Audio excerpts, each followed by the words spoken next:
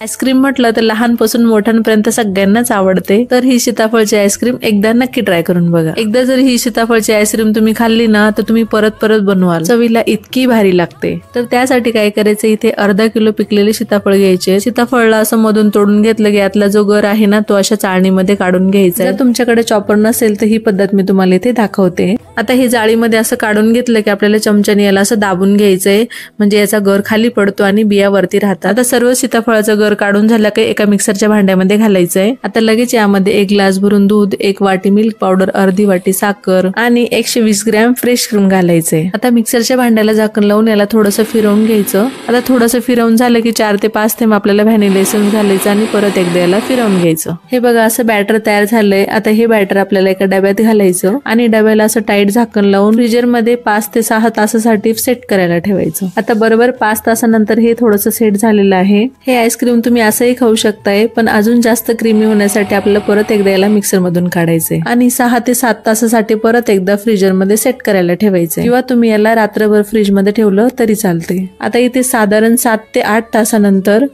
आपली मस्त इथे सीताफळची आईस्क्रीम बनवून तयार झाली। आवडली असेल तर एक लाईक नक्की करा।